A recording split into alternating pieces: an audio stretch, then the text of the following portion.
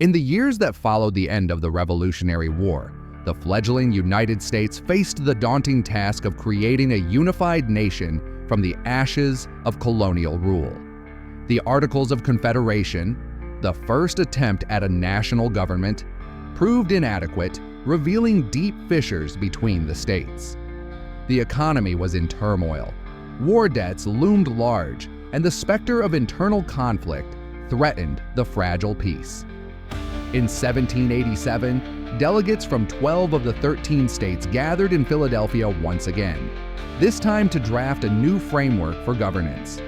The Constitutional Convention was a gathering of minds, both brilliant and contentious, each with their vision for the country's future. Among them, James Madison stood out, his quiet demeanor belying the depth of his intellectual influence. The sun was high as Madison made his way to Independence Hall. The city was sweltering, and the air inside the hall was thick with the scent of perspiration and the murmur of voices. Madison took his seat, his gaze steady as he surveyed the room. He was well aware of the monumental task before them. The failures of the Articles of Confederation had laid bare the need for a stronger central government. But the path to achieving it was fraught with disagreement and compromise. As the debates raged on, Madison often found himself at odds with delegates who feared that a powerful central government would trample the rights of the states. Patrick Henry, with his fiery rhetoric, was a formidable opponent, his voice booming through the hall as he argued passionately for state sovereignty. "Have we fought for independence only to exchange one tyranny for another?" Henry demanded, his eyes blazing. "We must not create a government that can oppress the very people it is meant to serve." Madison rose to respond, his tone measured and calm. "We seek not to oppress, but to unify. The weaknesses of our current system are clear. Without a strong federal government, we cannot hope to maintain stability, defend our nation, or ensure justice. We must find a balance that protects both the states and the people." The arguments were intense, but Madison's persistence and reasoned approach slowly gained traction. The Great Compromise proposed by Roger Sherman helped bridge the gap between large and small states, establishing a bicameral legislature with representation based on population in the House of Representatives and equal representation in the Senate. This was but one of many hard-won agreements that shaped the new Constitution. Outside Independence Hall, the streets of Philadelphia thrummed with activity. Merchants hawked their wares, children played, and taverns buzzed with talk of the convention. The citizens, while wary, were hopeful. They understood the significance of what was happening within those walls. The social fabric of the new nation was being woven, thread by painstaking thread. On a particularly hot afternoon, Madison took a rare break from the proceedings, seeking respite in the shade of a large oak tree in a nearby park. As he sat, lost in thought, he was joined by Alexander Hamilton, who had become one of his closest allies. "You look troubled, James," Hamilton said, his voice tinged with concern. Madison sighed, rubbing his temples. "The enormity of our task weighs heavily on me. There are so many interests to balance, so many voices to be heard. The future of our nation rests on our shoulders." Hamilton nodded, his expression somber. "True, but we have come this far. We must believe in the strength of our vision. We are not just building a government, we are crafting a legacy of freedom and democracy." Madison smiled faintly. "Your confidence is contagious, Alexander. Let us hope that our efforts will be worthy of the trust the people have placed in us." As the summer drew to a close, the delegates worked tirelessly to finalize the document that would become the United States Constitution. Every clause, every word was scrutinized, debated, and refined. The atmosphere in Independence Hall was a blend of exhaustion and determination.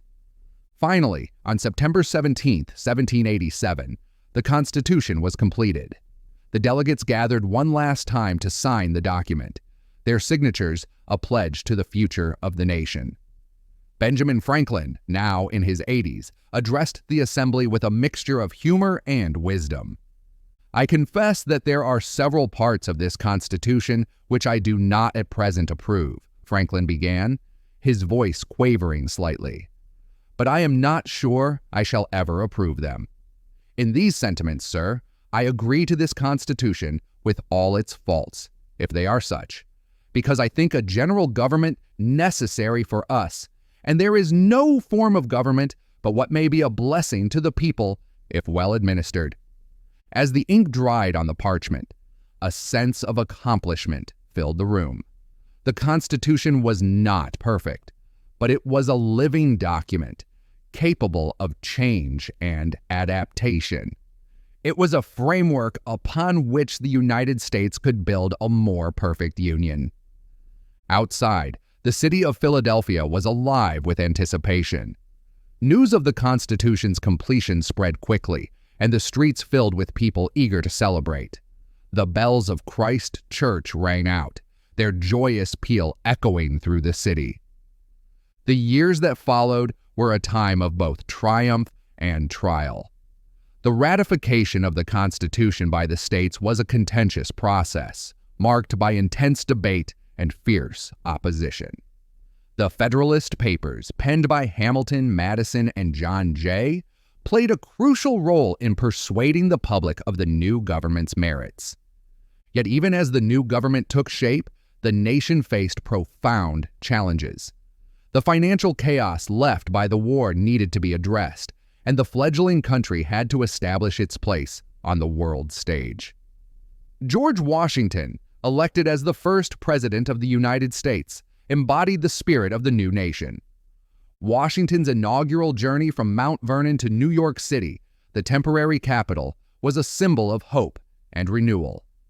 Crowds lined the roads, cheering and waving as he passed. In his inaugural address, Washington spoke of unity and the importance of a government that served all its people. The preservation of the sacred fire of liberty and the destiny of the Republican model of government are justly considered as deeply, perhaps as finally staked on the experiment entrusted to the hands of the American people, he declared, his voice steady and resolute. As Washington's presidency progressed, the new government began to take shape. Alexander Hamilton, appointed as Secretary of the Treasury, tackled the nation's financial woes with characteristic boldness. His economic policies, while controversial, laid the foundation for a stable economy. In contrast, Thomas Jefferson, as Secretary of State, championed a vision of an agrarian republic rooted in the values of individual liberty and self-reliance. The ideological clashes between Hamilton and Jefferson would define the early political landscape, giving rise to the nation's first political parties. Amidst these grand political developments, the lives of ordinary citizens continued to shape the character of the nation. In the countryside, farmers worked tirelessly to feed their families and support the new government. In the cities, artisans and merchants adapted to the changing economic landscape, finding opportunities in the new market economy. In a small town in Massachusetts, a blacksmith named Samuel Thompson embodied the spirit of American resilience. Samuel had fought in the Revolution, and now, as a civilian, he worked from dawn to dusk in his forge, crafting tools and horseshoes with a practiced hand. One evening, as he sat with his family around the dinner table, Samuel reflected on the changes he had witnessed. "We've come a long way, haven't we?" he said, his voice filled with a mixture of pride and weariness. "From the days of the Revolution to now, we've built something truly remarkable." His wife, Mary, nodded, her eyes shining with determination. "And we'll keep building, Samuel, for our children and their children. This land is our home, and we'll make it better with each passing day." Their children, listening intently, felt the weight of their parents' words. They understood that the future was theirs to shape, that the sacrifices of their forebears had laid the foundation for a nation of freedom and opportunity. In the South, the question of slavery remained a contentious and unresolved issue. The Constitution had sidestepped the matter, leaving it to future generations to grapple with its moral and ethical implications. The contradictions of a nation founded on liberty, yet reliant on slavery, were becoming increasingly apparent. In Virginia, a young woman named Hannah, born into slavery, harbored dreams of freedom.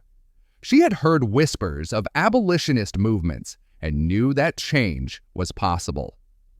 One night, as she gazed up at the stars, she made a silent vow. "I will see the day when my children are free," she whispered, her heart filled with a fierce determination. "This land promises liberty for all, and I will fight for that promise." Hannah's resolve was shared by many, both enslaved and free, who saw in the new nation the potential for true equality. Their struggle would be long and arduous, but they were undeterred. As the United States continued to grow and evolve, its people faced the challenges of forging a new identity.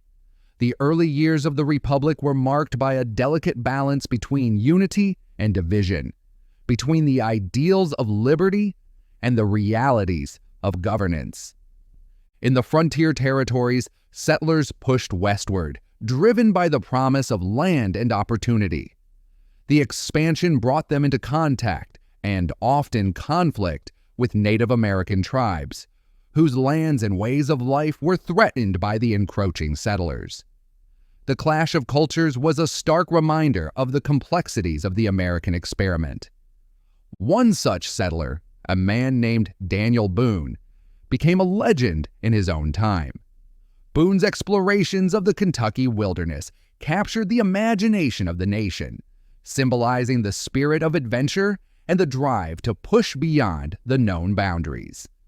Yet for the Native American tribes, Boone's exploits were a harbinger of loss and displacement. Chief Cornstalk of the Shawnee tribe lamented the encroachment on his people's land, his voice heavy with sorrow and resolve. "We have lived on this land for generations," he said, addressing his tribe. "It is our home, our heritage. We must find a way to coexist, to protect what is ours while seeking peace." In the cities, the early republic witnessed the rise of new industries and the growth of urban centers. The invention of the cotton gin by Eli Whitney revolutionized agriculture in the South, while in the North, the beginnings of the Industrial Revolution began to take hold. In Boston, a young inventor named Samuel Slater opened the first successful textile mill, marking the start of America's industrial age. His factory, powered by water and driven by the labor of men, women, and children, represented the promise and peril of technological advancement. One evening, as the factory whistle blew, signaling the end of the workday, Samuel Slater stood at the factory gate, watching the workers stream out. He knew that his mill was just the beginning, that the nation stood on the brink of an industrial transformation. "We are entering a new era," he said to his foreman, Thomas, "one that will change the way we live and work. We must ensure that this progress benefits all, not just a few." Thomas nodded, his expression thoughtful. "The world is changing, Mr. Slater. Let's make sure it's a change for the better." As the United States approached the dawn of the 19th century, it stood at a crossroads. The ideals of the Revolution were still fresh in the minds of its citizens, but the realities of governance, expansion, and social change presented new challenges. President Washington, nearing the end of his second term, decided not to seek re-election.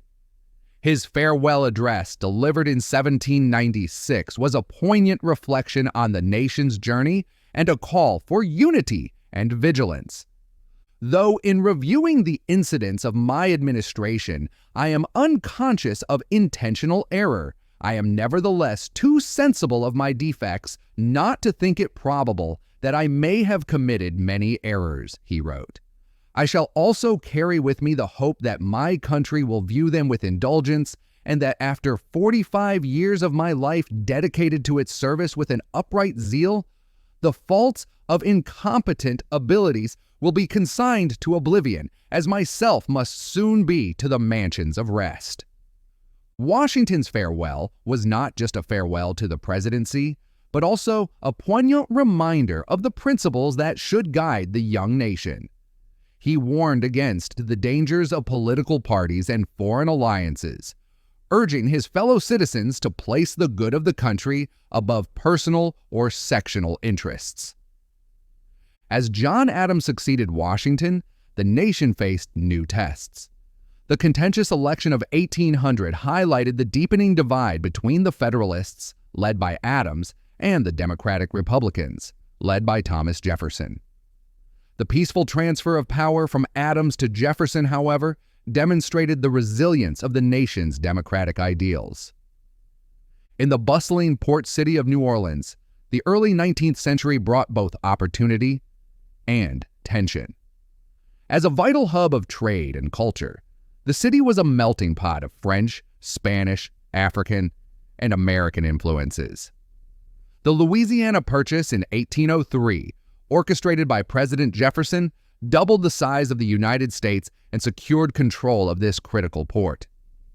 In the heart of the city, a Creole woman named Lisette Dubois ran a bustling cafe. Lisette, a free woman of color, had inherited the cafe from her mother and had turned it into a gathering place for people from all walks of life. Merchants, sailors, and politicians alike frequented her establishment, where the aroma of coffee and spices filled the air. One evening, as the sun set over the Mississippi River, Lisette served coffee to a young man with a determined look in his eyes. His name was Pierre, a newly arrived French immigrant seeking his fortune in the New World. "Madame Dubois, your cafe is renowned," Pierre said, taking a sip of the rich brew. "I am looking to start a business here, and I seek advice from those who know the city well." Lisette smiled warmly. "New Orleans is a land of opportunity, Monsieur Pierre, but it is also a place of complex rules and customs. You must learn to navigate both if you wish to succeed." Pierre nodded, appreciating her wisdom. "Thank you, madame. Your words are as valuable as your coffee." As Pierre left the cafe, Lisette watched him go, knowing that his journey, like so many others, would be shaped by the unique challenges and opportunities of this vibrant city. Meanwhile, in the vast plains of the West, the Lewis and Clark expedition set out to explore the uncharted territories acquired through the Louisiana Purchase. Commissioned by President Jefferson, Meriwether Lewis and William Clark embarked on a journey that would take them from St. Louis to the Pacific Ocean. The expedition was fraught with danger and uncertainty. As they traversed mountains, rivers, and forests, they encountered numerous Native American tribes, each with their own cultures and perspectives. The explorers relied heavily on the guidance of Sacagawea, a Shoshone woman who acted as their interpreter and guide. One evening, as the expedition camped by the Missouri River, Lewis sat by the fire, writing in his journal. His entries detailed the landscape, the wildlife, and the encounters with native tribes.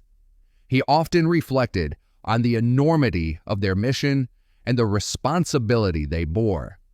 "Tonight we rest by the river's edge," he wrote, the firelight flickering over the pages.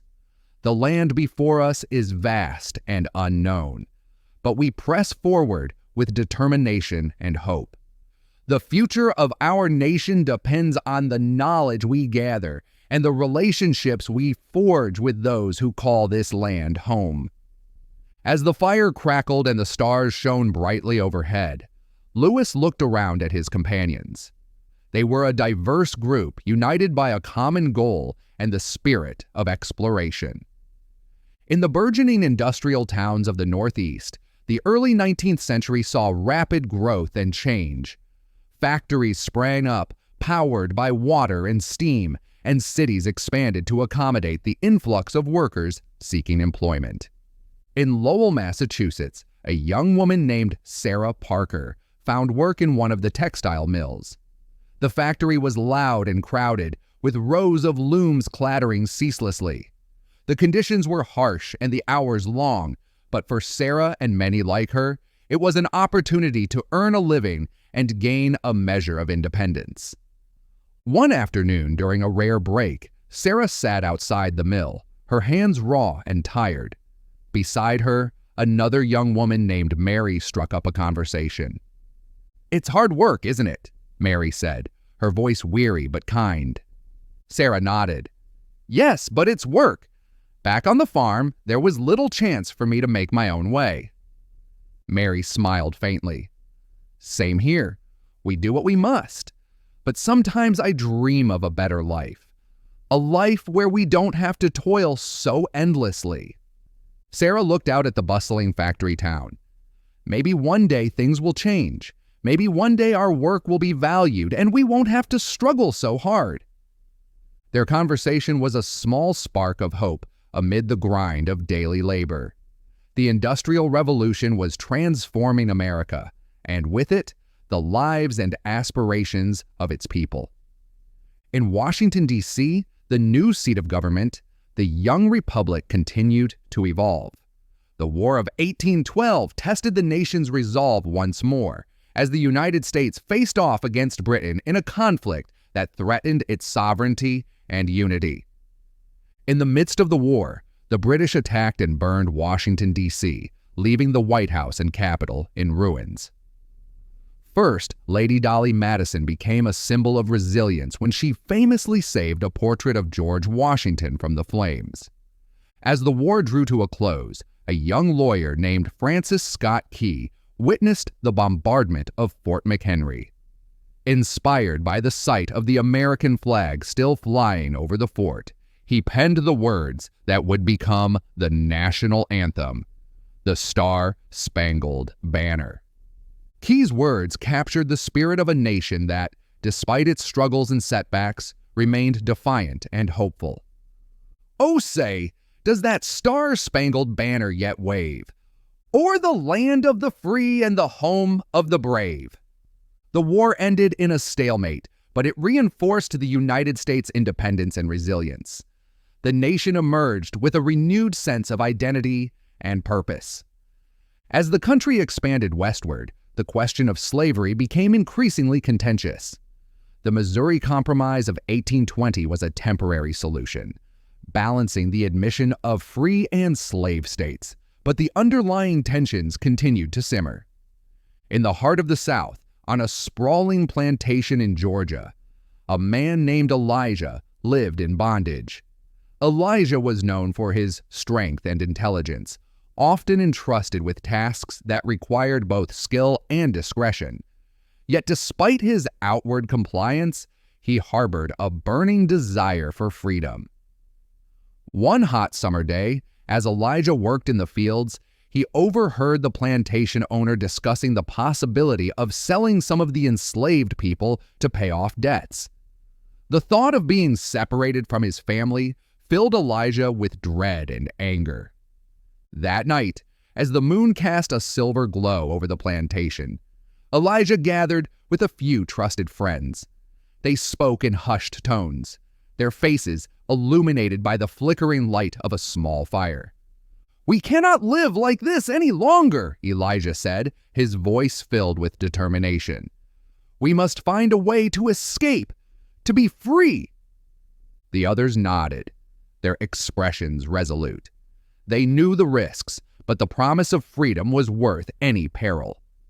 Elijah's plan was daring and dangerous, relying on the help of sympathetic individuals along the way. Their journey would be fraught with danger, but it was a chance they were willing to take. In the bustling port city of Baltimore, a woman named Harriet Tubman began her own journey to freedom. Born into slavery, Harriet had endured unimaginable hardships, but her spirit remained unbroken. In 1849, she escaped from the plantation where she had been held, making her way to the north via the Underground Railroad. Harriet's escape was just the beginning of her remarkable story. She vital asset for the Underground Railroad, returning to the South multiple times to guide others to freedom. Her courage and resourcefulness earned her the nickname Moses, and she became a beacon of hope for countless enslaved people. One night, as Harriet led a group of fugitives through the dense forests of Maryland, she paused to listen for any signs of pursuit. The night was silent, except for the distant hoot of an owl and the rustle of leaves in the breeze. "We're almost there," she whispered to the group, her voice calm and reassuring. "Just a few more miles, and we'll reach the safe house." The journey was perilous, but Harriet's unwavering determination inspired those she led. They knew that freedom was within their grasp, and they pressed on with renewed hope. In the halls of Congress, the issue of slavery continued to dominate the national discourse. The Compromise of 1850 sought to address the growing divide, but it only served to deepen the animosity between North and South. The Fugitive Slave Act, a component of the compromise, required citizens to assist in the capture of escaped slaves, igniting fierce opposition in the North. In Boston, a city known for its abolitionist fervor, the act was met with outrage. A young lawyer named Frederick Douglass, himself a former slave, became one of the leading voices against the injustice of the law. Douglass, with his powerful oratory and incisive writing, galvanized public opinion.